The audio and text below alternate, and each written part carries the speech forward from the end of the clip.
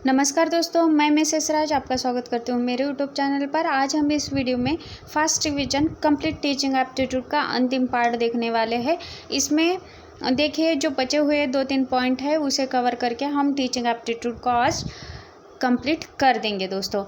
अब देखिए यहाँ पर जो 2021 में हमारा जो टारगेट है जीआरएफ पाने का उसे हम पाकर रहेंगे और कंप्लीट टीचिंग एप्टीट्यूड पर आपके जितने 5 क्वेश्चंस बनते हैं 10 मार्क्स के लिए वो सारे के सारे क्लियर हो जाएंगे। और ये जो सिलेबस मैं पढ़ा रही हूँ अकॉर्डिंग टू न्यू सिलेबस है। मैंने 3-4 सिलेबस को ध्यान से पढ़ने के बाद ही मैं ये जो वीडियोस बना रही हूँ। और उसमें देखिए कर्नाटक सेट का भी सिलेबस आता है, महाराष्ट्र सेट का भी सिलेबस आता है और यूजीसी एनटीए की तरफ से जो सिलेबस रखा गया है पाठ्यक्रम में पेपर 1 और पेपर 2 के तीनों सिलेबस को मैं ध्यान में रख कर ही ये जो सारा कंटेंट है आपके सामने लेकर आ रही हूँ दोस्तों। ठीक है, आगे देखिए। यहाँ पर देखिए दोस्तों, मेरा जो टाइमिंग है मंडे टू फ्राइडे, पेपर 1 का टाइमिंग 11 से 12 बजे तक और पेपर 2 का टाइमिंग है दोपहर 1 से 2 बजे तक। पेपर 1 और पेपर 2 के मोस्ट एक्सपेक्टेड जो एमसीक्यूज़ होते हैं वो रात के 11 से लेकर 12 बजे तक डेली हो रहे हैं दोस्तों। कंप्लीट रिवीजन के तौर पर अगर हम देखेंगे तो अभी पेपर 1 का जो कंप्लीट टीचिंग एप्टीट्यूड हो रहा है फर्स्ट रिवीजन के तौर पर और सैटरडे संडे के दिन प्रीवियस ईयर के questions paper, most expected MCQs और डाउट क्लियरिंग सेशन हो रहा है दोस्तों। सब्सक्राइब करना मत भूलिएगा, शेयर करते रहिएगा मेरे वीडियोस को, लाइक तो बनता ही है दोस्तों और press bell icon because of मेरे वीडियोस के नोटिफिकेशन आपको टाइम टू टाइम मिले। और टेलीग्राम पर मुझे सर्च करते रहिएगा। और मेरे चैनल पर दोनों पेपर्स के पेपर 1 और पेपर 2 के फ्री क्लासेस हो रही है, आपको किसी भी प्रकार के चार्जेस देने की ज़रूरत नहीं है दोस्तों। ठीक है, अब यहाँ पर देखिए दोस्तों, ऑफलाइन जो अधिगम पद्धति है, ऑनलाइन बनाम ऑफलाइन पद्धतियों को हम आज इस वीडियो में कवर कर रहे हैं दोस्तों। ठीक है, अब यहाँ पर देखिए ऑनलाइन जो शिक्षण है या ऑनलाइन अधिगम पद्धति है उसे हम देखेंगे कि ऑनलाइन शिक्षण यहाँ पर है। ऑनलाइन शिक्षण कंप्यूटर आधारित नेटवर्क से संबंध होता है और इससे अधिगमकर्ता यानी छात्र घर पर रहकर भी शिक्षण को प्राप्त करता है। इसमें जो अधिगमकर्ता वीडियो के माध्यम से लाभान्वित होते हैं और हालांकि अगर हम देखेंगे इसमें शिक्षक से प्रत्यक्ष संबंध नहीं होता है, परंतु ऑफलाइन में शिक्षक से प्रत्यक्ष संबंध छात्रों का होता है। अब ऑनलाइन शिक्षण में देखिए वर्तमान में इस दिशा में सरकार के द्वारा विभिन्न प्रकार के कार्यक्रमों के माध्यम से इसे बढ़ावा दिया जा रहा है। स्वयं प्रभा मूक्स जैसे जो प्लेटफॉर्म है उन सारे प्लेटफॉर्मों को ऑनलाइन शिक्षण के लिए बढ़ावा दिया जा रहा है। वो आगे जैसे जैसे हम पढ़ेंगे वैसे वैसे उन सारे टॉपिक्स को पढ़ेंगे दोस्तों।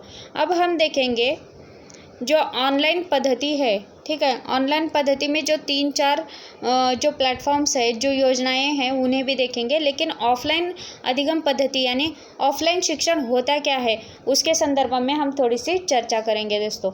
अब ऑफलाइन शिक्षण एक शिक्षण की वह विधि मानी जाती है जिसमें शिक्षक एवं छात्र प्रत्यक्ष रूप से जुड़े होते हैं और इसमें शिक्षक एवं अधिगमकर्ता के मध्य प्रत्यक्ष वाद विवाद होता है, जिससे अधिगमकर्ता जो होता है यानी छात्र होता है प्रत्यक्ष रूप से अपने विचार, प्रश्न और सुझाव देकर संतुष्ट होते हैं।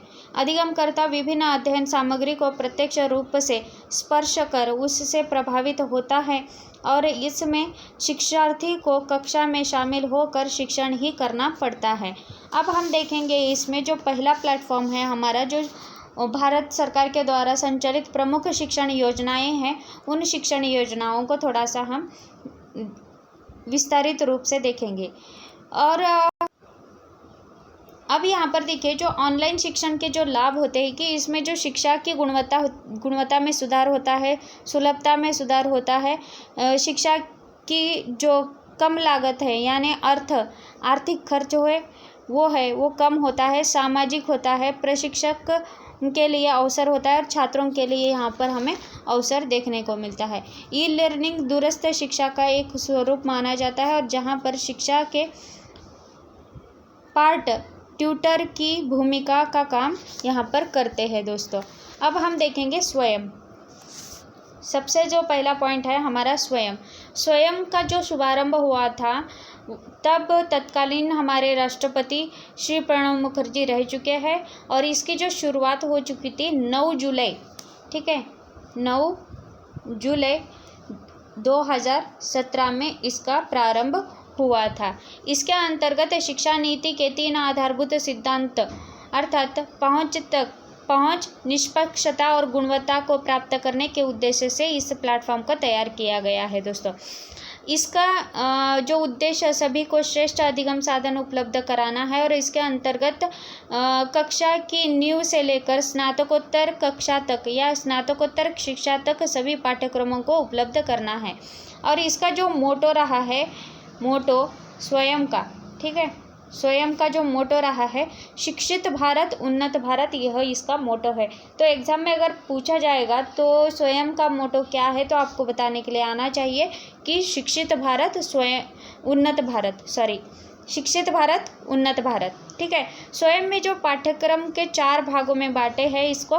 वीडियो आख्यान विशेष रूप से, पहला है वीडियो आख्यान, दूसरा है विशेष रूप से तैयार की गई अध्ययन सामग्री जो कि डाउनलोड और मुद्रित यानी प्रिंट भी कर सकते हैं, परीक्षा तथा प्रश्नोत्तरी के माध्यम से स्वमूल्यांकन, ये तीसरा है। और चौथा जो अंतिम है, शंकाओं को समाधान के लिए ऑनलाइन, ठीक है, विचार विमर्श करना।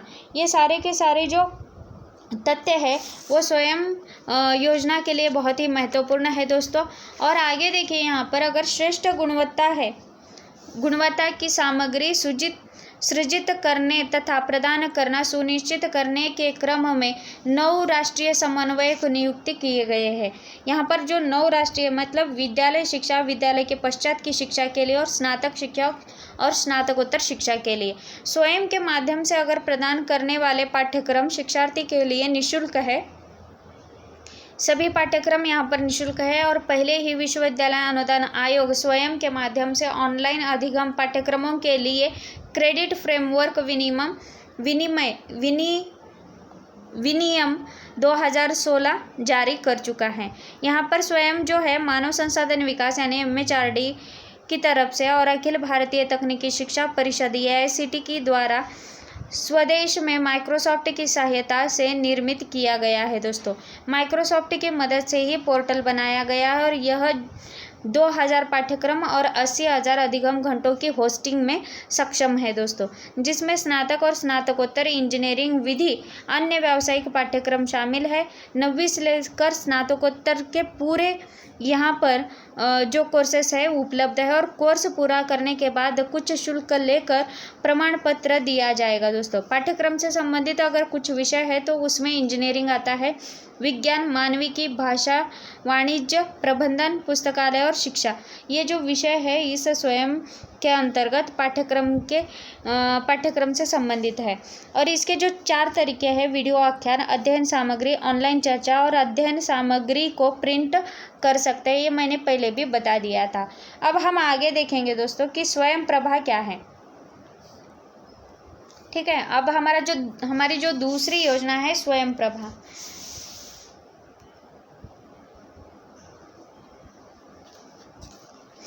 थोड़ा सा स्वयं के संदर्भ में भी थोड़ी सी चर्चा करेंगे दोस्तों कि स्वयं योजना भारत सरकार के द्वारा प्रारंभ की गई है। इसका तात्पर्य यह है कि यह जो योजना है देश के छात्रों को मुफ्त ऑनलाइन पाठ्यक्रम प्रदान किया जाता है इसके अंतर्गत, और इसके तहत IIT, IIM और केंद्रीय विश्वविद्यालय के प्रोफेसर तथा सभी छात्रों के लिए मुफ्त ऑनलाइन पाठ्यक्रम पेश करेंगे और इसके माध्यम से कोर्सेस का चुनाव भी पढ़ सकते हैं दोस्तों। अब यहाँ पर जो स्वयं प्रभा है, स्वयं प्रभा जो योजना है यह भी सरकार की मुफ्त ऑनलाइन शिक्षा प्रदान करने वाली एक पहल मानी जाती है और इसके माध्यम से वेबसाइट पर जाकर किसी भी विषय के बारे में पढ़ सकते हैं और इसके माध्यम से स्कूल के छात्रों से लेकर कॉलेज के छात्रों तक यहाँ पर पढ़ाई कर सकते हैं। और इस वेबसाइट की शुरुआत मानव संसाधन विकास और AICTE यानी अखिल भारतीय तकनीकी शिक्षा परिषद ने माइक्रोसॉफ्ट की मदद से शुरू किया है दोस्तों। आगे अगर देखेंगे तो इसके संदर्भ में थोड़ी सी और चीज़ें हमें मालूम होनी चाहिए। जो इसकी शुरुआत हुई है, इसकी भी शुरुआत 9 जुलाई, ठीक है, 2017 में इसकी शुरुआत हुई है और प्रणब मुखर्जी ने इसकी शुरुआत की है। स्वयं प्रभा डायरेक्ट टू होम सुविधा और कक्षा के व्याख्यान और अनुभवों को 32 डिजिटल शैक्षिक टेलीविज़न चैनल है पहले थे, लेकिन अभी 34 यानी 34 चैनल हो चुके हैं। इसके माध्यम से सीधे इच्छुक जो छात्र होते हैं उनके लिए उपलब्ध करवाया गया है और MHRD के द्वारा यह चलाया जाता है। और इन चैनलों पर नई शैक्षणिक सामग्री उपलब्ध कराई जाती है जो कि दिन प्रतिदिन कम से कम 4 घंटे प्रसारित होती है। और यह जो योजना है कक्षा 10वीं से लेकर IIT तक के प्रारंभिक पाठ्यक्रमों को लेकर कवर करती है। और चैनल का जो विवरण है दोस्तों यहाँ पर देखिए, CEC जो है 1 से 10 है, NPTEL 11 से 18, IITs जो है 19 से 22, ठीक है। IGNOUज है 23 से 24, ये जो चैनल है मैं चैनल बता रही हूँ। NIOS है 25वां चैनल है, IGNOU 26वां, NIOS 27 से लेकर 28, UGC इन्फ्लुएंट है जो 29 है, NIOS जो है 30 और NCERT 31 और IGNOU और NIOS है वो 32 है। अभी जो और 2 चैनल बड़े हैं, ठीक है दोस्तों, यहाँ पर 34 चैनल यहाँ पर देख सकते हैं। और सबसे महत्वपूर्ण जो है इसके अंतर्गत अगर हम देखेंगे तो यह हाई स्कूल के स्तर के छात्रों के लिए IIT पाल नाम से चैनल को चलाती है, पाल नाम से, ठीक है। अब यहाँ पर GSAT-15 उपग्रह का उपयोग करके 24/7 यानी 24 घंटे 7 दिन के आधार पर उच्च गुणवत्ता वाले शैक्षिक कार्यक्रमों के प्रसारण के लिए समर्पित किया है। हर दिन अगर कम से कम 4 घंटे के लिए नई सामग्री और 5 बार दिन में दोहराई जाती है और छात्रों को अपनी सुविधा का समय चुनने की अनुमति यहाँ पर दी गई है दोस्तों। और एक बात यहाँ पर बताना चाहती हूँ कि यहाँ पर जो BISAC है गांधीनगर से अपलिंक किए जाते हैं और BISAC का जो फुल फॉर्म है Bhaskaracharya institute for space application geo informatics है, ठीक है। अब NPTEL क्या है, आपको ये सारे के सारे जो लॉन्ग फॉर्म है आपको पता होना चाहिए दोस्तों। NPTEL national programme technology enhanced learning कहते हैं। अब IITs को इंडियन इंस्टीट्यूट ऑफ टेक्नोलॉजी कहते हैं। UGC का तो आपको पता ही होगा, यूनिवर्सिटी ग्रांट कमीशन। CEC जो है, ठीक है, CEC जो है वो है consortium for education communication. IGNOU Indira Gandhi national open university, IGNOU, ठीक है। अब आगे देखिए कि NCERT का भी पता होना चाहिए। एग्जाम में कभी भी किसी भी जो शॉर्ट फॉर्म्स होते हैं उसके लॉन्ग फॉर्म पूछे जाते हैं। National council of education research and training, NIOS जो है, ठीक है, NIOS को हम national institute of open schooling कहते हैं। इन्फ्लुएंट, ठीक है, इन्फ्लुएंट सबसे महत्वपूर्ण है,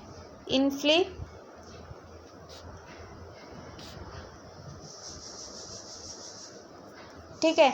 इसका लॉन्ग फॉर्म है देखिए, information and library network centre maintenance the web portal है इसका, यानी स्वयं प्रभा को मेंटेन करता है। इसका जो माध्यम है स्वयं प्रभा का अंग्रेजी और हिंदी माध्यम है। स्नातक और स्नातकोत्तर के लिए सामग्री यहाँ पर हमें देखने को मिलते हैं। 9वीं से 12वीं तक का मॉड्यूल है और 11वीं से 12वीं तक की जो प्रतियोगी परीक्षाओं की तैयारी यहाँ पर करवा कर ली जाती है दोस्तों। अब हम देखेंगे सबसे महत्वपूर्ण MOOCs को ही हम मैसिव ओपन ऑनलाइन कोर्सेस कहते हैं। और MOOCs असीमित भागीदारी और वेब के माध्यम से खुले उपयोग के उद्देश्य से ऑनलाइन पाठ्यक्रम है दोस्तों। MOOCs दूरस्थ शिक्षा में हाल ही में और व्यापक रूप से शोध किए गए विकास है, जिन्हें पहली बार 2006 में, ठीक है, 2006 में इसकी शुरुआत की गई थी और यह 2012 में लोकप्रिय हुआ था। 2012 में इसकी लोकप्रियता बढ़ी थी और इसकी शुरुआत 2006 में हुई थी, ठीक है। 2006 में इसकी शुरुआत और 2012 में इसकी लोकप्रियता बढ़ी। अब हम देखेंगे कि मूक्स से पढ़ने वाले किसी खास टॉपिक पर इंटरनेशनल स्तर पर लोगों के विशाल समुदाय को यहाँ पर जोड़ सकते हैं। वे एक दूसरे के साथ टिप्पणियों और बहस के जरिए भी जुड़ सकते हैं। मूक्स का उद्देश्य है रिसर्च और लर्निंग से जुड़े, ठीक है, लोगों को जोड़ना इसका मुख्य उद्देश्य है। और यह एक ऑनलाइन कोर्स है और विभिन्न भाषाओं में इसके कई पाठ्यक्रम हमें देखने को मिलते हैं और इसमें बहुत सारे प्रदाता भी हमें देखने को मिलते हैं। 2008 में मूक्स शब्द का प्रयोग, ठीक है, प्रिंस एडवर्ड आइलैंड विश्वविद्यालय के डेव कोरिमियर के द्वारा किया गया था। इसे पहले मूक्स को कनेक्टिविज्म और कनेक्टिव नॉलेज के नाम से जाना जाता था, लेकिन मूक्स का पहले का नाम जो है कनेक्टिविज्म और कनेक्टिव नॉलेज था और मूक्स को सीसीके यानी कनेक्टिविज्म कनेक्टिव नॉलेज 08 भी कहा जा सकता है दोस्तों, ठीक है।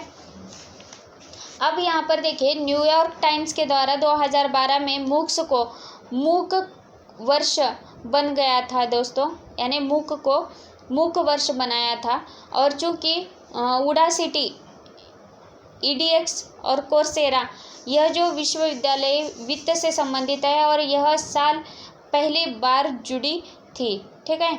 अब दूसरे से अलग मूक्स है, लेकिन ऑनलाइन पाठ्यक्रम है यहाँ पर भी और इसमें किसी भी समय कोई भी कोर्स कर सकते हैं। यदि छात्र प्रमाण पत्र लेना चाहते हैं तो उन्हें भी प्रमाण पत्र के लिए छोटा सा शुल्क मतलब देना पड़ेगा और रिजल्ट यह ग्रेडिंग के रूप में प्रमाणित किया जाता है। इसके जो विशेषताएं हैं, वीडियो व्याख्यान होता है, क्विजेस गतिविधियां होती है, अंतिम परीक्षा ली जाती है और पठन सामग्री की पुस्तकें उपलब्ध करवाई जाती है और अनुभागीय परीक्षण यहाँ पर होता है दोस्तों। यहाँ पर इसका जो उपयोग है कैसे कर सकते हैं कि मंच चुने जाते हैं, खाता बनाया जाता है, अपना कोर्स यहाँ पर चुनने के लिए कहा जाता है और दाखिला लेना पड़ता है और तिथि और समय उसकी जो सूची है यहाँ पर देनी पड़ती है और कोर्स पूरा करना चाहिए। यह जो कोर्स है हम डेस्कटॉप पर भी कर सकते हैं, लैपटॉप, स्मार्टफोन, कहीं पर भी इसे पूरा कर सकते हैं दोस्तों। अब हम देखेंगे सबसे महत्वपूर्ण NAD, ठीक है। NAD होता क्या है? नेशनल शैक्षणिक डिपॉजिटरी इसे कहते हैं और यह एक डिजिटल बैंक है और जिसका उपयोग शैक्षणिक संस्थानों के द्वारा शैक्षिक डिग्री प्रमाण पत्र और देश भर के उच्चतर शिक्षा संस्थानों के द्वारा प्रदान किए जाने वाले डिप्लोमा को सुरक्षित करने के लिए किया जा रहा है दोस्तों। इनमें जो प्रमाण पत्रों को खोने का डर नहीं है, परंतु इसके साथ ही फर्जी डिग्रियों और प्रमाण पत्रों के सत्यापन की समस्या से निजात यहाँ पर मिल जाती है। अब आगे देखेंगे NDL क्या है। थोड़ा सा फ़र्क है दोस्तों NAD और NDL में। NDL को हम नेशनल डिजिटल लाइब्रेरी कहते हैं। जो NAD है वो एक बैंक है, जो डिपॉजिटरी बैंक है और यह जो है एक डिजिटल लाइब्रेरी है, ठीक है दोस्तों। और यहाँ पर एक चीज़ और एक देखने को मिलती है, यह एक ऑनलाइन लाइब्रेरी है और यहाँ पर 70 लाख से भी ज़्यादा किताबें हमें देखने को मिलती है और ये सारी की सारी किताबें स्कैन करके अपलोड कर यहाँ पर किया गया है दोस्तों। और यह जो भारत की सबसे बड़ी ऑनलाइन लाइब्रेरी मानी जाती है। अब हम देखेंगे इसका जो अगला पार्ट है, शिक्षण नीतियाँ, विधियाँ एवं युक्तियों में अंतर क्या होता है, ठीक है। और शिक्षण नीतियाँ जो है शिक्षक के द्वारा की गई ऐसी कौशल्यपूर्ण व्यवस्था है जो विद्यार्थियों में उद्देश्य के अनुसार व्यवहार में परिवर्तन लाने के लिए की जाती है। शिक्षण विद्यार्थियों शिक्षण विधि और शिक्षण उद्देश्य को प्राप्त करने में सहायक होती है। शिक्षण युक्ति से अभिप्राय, व्याख्यान, दृष्टांत आदि में इस युक्ति का प्रयोग यहाँ पर किया जाता है, जैसे कि हम प्रश्नोत्तर या व्याख्या आदि इसके अंतर्गत आते हैं। इसका तात्पर्य यह है कि दोस्तों इसका जो मुख्य कार्य है सीखने के लिए उपयुक्त परिस्थितियाँ उत्पन्न करना और इसमें देखिए सूक्ष्म उपागम यानी माइक्रो टीचिंग का अनुसरण यहाँ पर किया जाता है। दूसरी ओर से अगर हम देखेंगे कि शिक्षण विधियों में पाठ्य वस्तु की जो प्रकृति पर ध्यान दिया जाता है और इसमें पाठ्य वस्तु तथा उसका जो प्रस्तुतिकरण यानी प्रेजेंटेशन महत्वपूर्ण माना जाता है। इसमें शिक्षण के कलात्मक पक्ष पर ज़्यादा बल दिया जाता है और शिक्षण विधियों में मुख्यतः स्थूल उपागम यानी मैक्रो टीचिंग का अनुसरण यहाँ पर किया जाता है शिक्षण विधियों में और शिक्षण नीतियों में, ठीक है, इसके जो उद्देश्य के आधार पर किया जाता है। और शिक्षण जो नीति होती है, शिक्षण विधि का चयन शिक्षण नीति के आधार पर ही किया जा सकता है। इसके अलावा अगर हम देखेंगे तो शिक्षण युक्तियों का जो वर्णन भी अनावश्यक है और स्टोन और मोरिस के अनुसार शिक्षण युक्तियाँ उद्देश्यों से संबंधित होती है और शिक्षण के व्यवहार को प्रभावित करती है। शिक्षक किसी परिस्थिति विशेष में कैसा व्यवहार करता है, कैसे वह कक्षा में छात्रों के साथ विभिन्न भूमिकाओं में कार्य को पूरा करता है और कैसे छात्र शिक्षक तथा पाठ्यवस्तु में अंततः प्रक्रिया होती है, आदि बातें इसमें आती है। एक या कई युक्तियाँ सम्मिलित रूप से शिक्षण नीतियों को प्रभावशाली बनाती है। रविंद्रनाथ टैगोर के अनुसार प्रभावी अध्यापन के लिए शिक्षक का स्वयं सदा अध्यापनशील रहना आवश्यक है। समझ में आया? यह उतना इम्पोर्टेंट नहीं है, लेकिन आपको मतलब इसकी जानकारी होनी चाहिए, इसके लिए मैं यहाँ पर इसे थोड़ा सा एक्सप्लेन कर दिया है दोस्तों। आगे हम देखेंगे सबसे महत्वपूर्ण जो टॉपिक है हमारा सूक्ष्म शिक्षण, उसे ही हम माइक्रो टीचिंग कहते हैं। माइक्रो टीचिंग के संदर्भ में अगर हम देखेंगे बहुत सारे तथ्यों को हम यहाँ पर देख सकते हैं। अब यहाँ पर देखिए दोस्तों, जो माइक्रो टीचिंग है इसका प्रारंभ 1961 में किया गया है, यानी 1961 में। इसका जो सर्वप्रथम सूक्ष्म शिक्षण का नामकरण जो है 1963 में डी एलन ने स्टैनफोर्ड विश्वविद्यालय अमेरिका से किया है। डी एलन एक जो विद्वान है उन्हीं के द्वारा सूक्ष्म शिक्षण, यह जो माइक्रो टीचिंग है, यह नाम दिया गया है दोस्तों 1963 में। अमेरिका के स्टैनफोर्ड विश्वविद्यालय में रॉबर्ट बुश व एलन के निर्देशन में किथ व एचिसन नामक छात्रों ने वीडियो टेप के माध्यम से अध्यापन कर शीघ्र प्रतिपुष्टि प्राप्त कर लेने पर बल प्रदान किया है।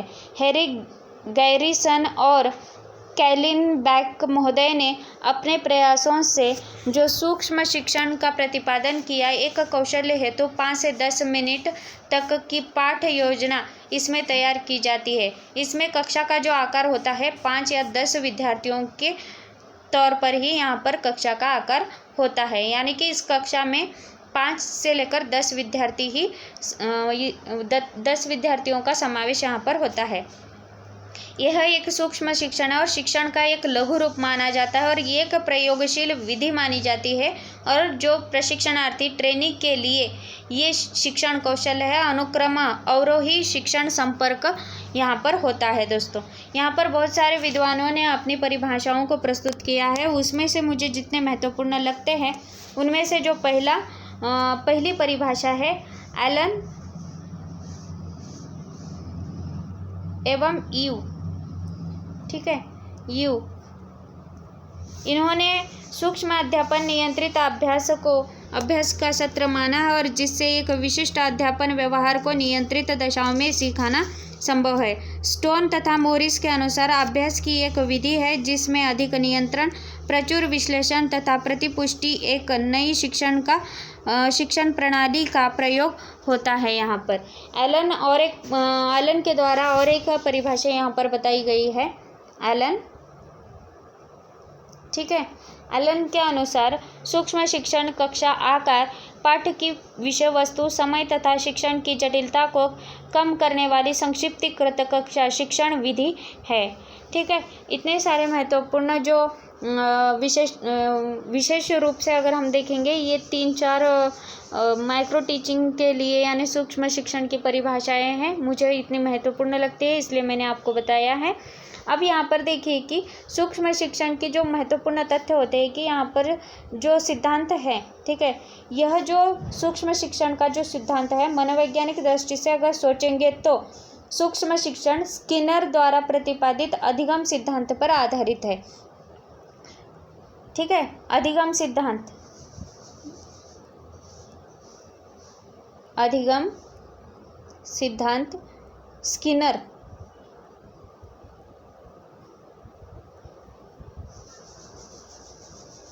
ठीक है, स्किनर का जो सिद्धांत है उस पर यह सूक्ष्म शिक्षण आधारित है। यहाँ पर अगर देखेंगे तो इसका जो आधार है, एलन और रेयन ने सूक्ष्म शिक्षण के 5 आधार बताए हैं। उसमें से पहला है सूक्ष्म शिक्षण वास्तविक शिक्षण है, दूसरा शिक्षण की जटिलता को कम कर देता है, तीसरा है सूक्ष्म शिक्षण का मुख्य केंद्र विशिष्ट कार्य को पूरा करने का जो प्रशिक्षण है यहाँ पर दिया जाता है, चौथा है इसमें पाठ पृष्ठपोषण का उपयोग यहाँ पर किया जाता है, और अंतिम जो आधार है सूक्ष्म शिक्षण में प्रशिक्षण प्राप्ति के 3 स्तर माने जाते हैं 5वें के। यहाँ पर पहला जो स्तर है ज्ञान प्राप्त करने का स्तर, दूसरा है कौशल्य अर्जित करने का स्तर, और तीसरा है स्थानांतरण स्तर। और यहाँ पर देखिए पासी के अनुसार,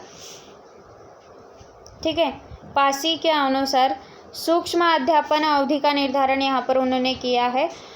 सूक्ष्म शिक्षण जो है 5 से 10 मिनट होता है, और सूक्ष्म शिक्षण पाठ पर जो चर्चा होती है वो 10 से 15 मिनट की होती है, और पाठ का पुनः निर्माण सुविधानुसार किया जाता है। पुनः शिक्षण होता है वो 5 से 10 मिनट होता है, और पुनः शिक्षण पर चर्चा 10 से 15 मिनट तक होती है। और सूक्ष्म शिक्षण की जो प्रवृत्तियां हैं या विशेषताएं हैं, कैरेक्टरिस्टिक्स है, ठीक है, विशेषताएं, उसमें से जो पहली विशेषता यह है कि जो सूक्ष्म शिक्षण है कौशल्य का विधिवत प्रशिक्षण, दूसरा है समय की बचत, तीसरी विशेषता प्रतिपुष्टि संभव है, चौथी विशेषता नवीन तकनीकी का शिक्षण में उपयोग अनवरत प्रशिक्षण का एक साधन माना जाता है, परिवीक्षण को सरल बनाना यहाँ पर यह भी एक महत्वपूर्ण विशेषता है, और शिक्षण पर शोध किए जाने का उत्तम साधन इस माइक्रो टीचिंग को मानते हैं।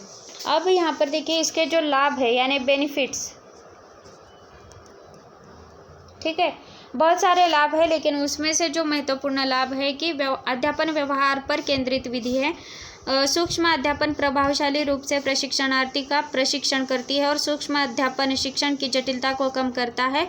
जो ट्रेनी होते हैं उन्हें संतोष यानी आनंद प्राप्त होता है। सूक्ष्म शिक्षण द्वारा प्रशिक्षणार्थी की प्रतिपुष्टि शीघ्रता से होती है, और यहाँ पर कम समय लगता है, और यह एक प्रभावशाली विधि मानी जाती है।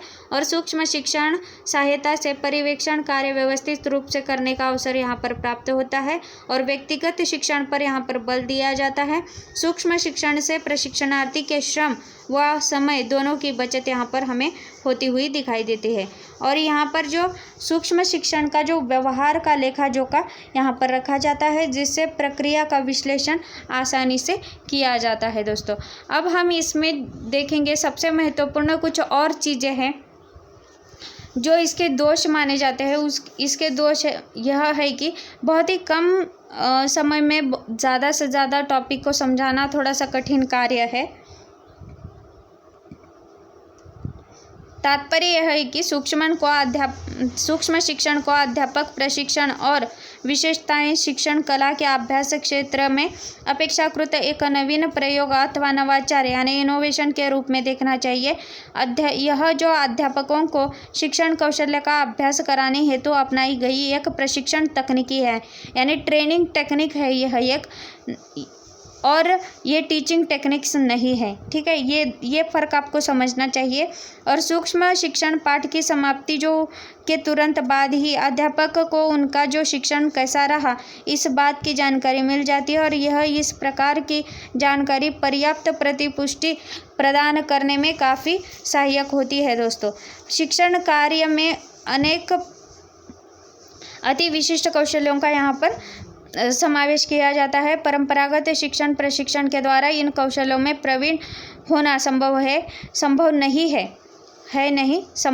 और सूक्ष्म शिक्षण ही एक ऐसी तकनीकी है जो इन कौशलों में पारंगत होने का अवसर देती है। समझ में आया दोस्तों? यहाँ पर देखिए कि सूक्ष्म शिक्षण जो है कितना महत्वपूर्ण है जो एक शिक्षण के लिए, उसके संदर्भ में इसके जो उद्देश्य है उन सारे उद्देश्यों को हमने देखा है, लेकिन और भी इसमें उद्देश्य है जो ट्रेनी को सिखाने और सीखने और नए शिक्षण कौशलों को नियंत्रित परिस्थितियों में आत्मसात करने के योग्य बनाता है और शिक्षार्थियों में नए कौशलों का विकास करता है और ट्रेनी जो होते हैं उनको शिक्षण में विश्वास करने योग्य बनाता है। इसके बहुत सारे लाभों को भी हमने देखा है दोस्तों। इसमें जो सूक्ष्म शिक्षण एक प्रशिक्षण उपकरण है जिससे शिक्षण अभ्यास और प्रभावी शिक्षक तैयार किए जाते हैं और यह जो शिक्षक को सुगमता प्रदान करता है, शिक्षण को सुगमता प्रदान करता है और इस शिक्षण कार्यक्रम को वास्तविक एवं कृत्रिम दोनों कक्षा में किया जा सकता है। यह भी एक महत्वपूर्ण पॉइंट है।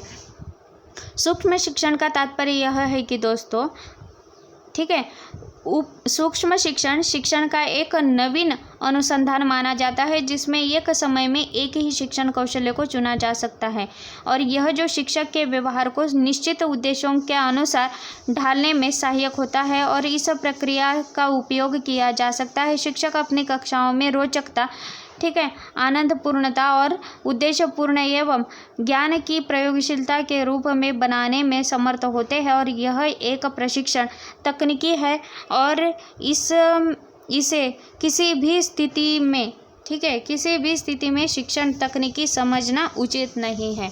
समझ में आया दोस्तों। और जो कक्षा का वातावरण होना चाहिए वो हास्यपूर्ण होना चाहिए, ज़्यादा अनुशासितपूर्ण नहीं होना चाहिए दोस्तों। सो दोस्तों, आपको यह समझ में आया ही होगा। मैं आशा करती हूँ कि आपका यह टॉपिक 100% क्लियर हो गया है, ठीक है। तो मेरा चैनल एजुकेशन विथ मी है दोस्तों, लर्न एंड क्रैक एग्जाम। मेरा वीडियो शुरू से लेकर अंत तक देखने के लिए थैंक यू सो मच। एक लाइक तो बनता ही है दोस्तों। सब्सक्राइब कीजिएगा, शेयर कीजिएगा, लाइक कीजिए और प्रेस का जो बेल बटन है उसे प्रेस करके रखिएगा और आपको जो भी मेरे वीडियोस के नोटिफिकेशन है वो सारे के सारे आपको टाइम टू टाइम मिलते रहे। टेलीग्राम पर मुझे फॉलो करते रहिएगा, सक्सेस 100% मिलेगा। It's exam time, here's a good luck wish to you my all students. So thank you so much दोस्तों। और अगले वीडियो में हम कम्युनिकेशन स्टार्ट करेंगे। कम्युनिकेशन के बाद या आपको जो टॉपिक चाहिए उस पर मैं वीडियो बना दूंगी। कम्युनिकेशन अगर चाहिए तो कम्युनिकेशन पर बना दूंगी, या पहले रिसर्च एप्टीट्यूड पर अगर बनाना है तो रिसर्च एप्टीट्यूड को हम शुरू कर देंगे दोस्तों। So thank you so much, tata bye bye. और आने वाले एग्ज़ाम के लिए आपको बहुत सारी शुभकामनाएं।